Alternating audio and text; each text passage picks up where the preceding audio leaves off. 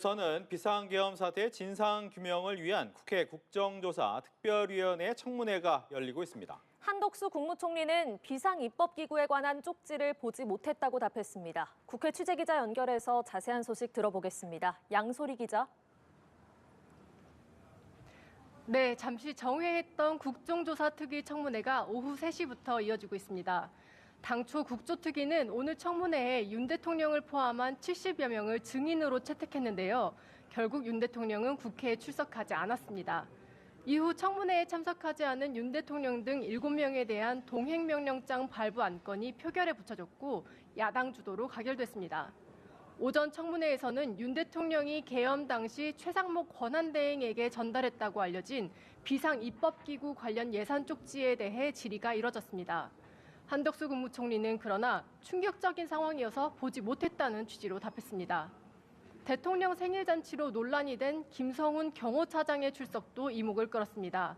김 차장은 대통령의 생일잔치를 해주는 게 당연하냐는 야당의 물음에 당연하다며 내부적으로 준비한 작은 행사였다고 답했습니다.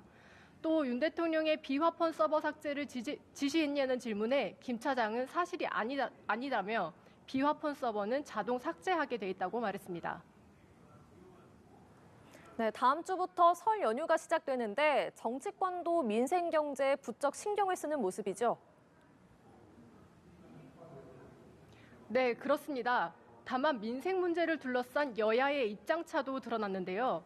민주당 이재명 대표는 오늘 최고위원회의에서 민생 문제 악화의 원인은 비상계엄이라고 지적했습니다. 이 대표는 계엄 충격으로 실질 GDP가 6조 원 이상 증발했다며 민생을 살릴 해법으로 지역화폐 예산 확대를 꼽았습니다. 이 대표 발언 들어보시겠습니다. 지역화폐 예산 확대로 골목 경제를 살리고 위기 상황에서 가장 큰 타격을 입은 취약계층 지원을 강화해야 합니다. 그러나 국민의힘 권영세 비대위원장은 TV조선에 출연해 반대 입장을 분명히 했습니다.